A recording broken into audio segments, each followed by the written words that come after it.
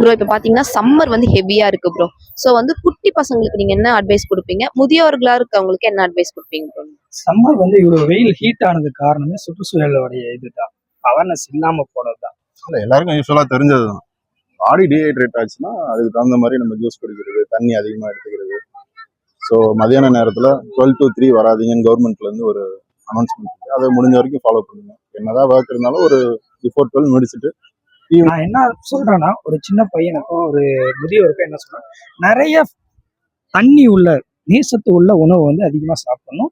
ரெண்டாவது வாட்டர் வந்து அதிகமா குடிச்சுக்கிட்டே இருக்கணும். குழந்தைங்க பொறுத்த வரைக்கும் இந்த வெயில் நாள்ல வந்து வெளியே வராம இருக்குது ரொம்ப ரொம்ப சேஃப்டின்னு சொல்லலாம். ஏன்னா வந்து குழந்தைங்களுக்கு வந்து இந்த அம்மை நோய்ன்றது வந்து இந்த நாட்கள்ல தான் உருவாகுது.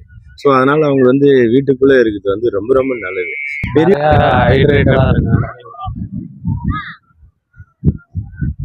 அப்புறம் வந்து வாட்டர் அதிகமா எடுத்துக்கோங்க. வாட்டர் கண்டென்ட் இருக்கிற ஃப்ரூட்ஸ்.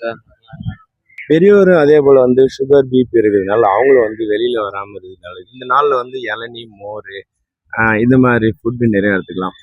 பழைய கஞ்சி நிறைய எடுத்துக்கலாம்.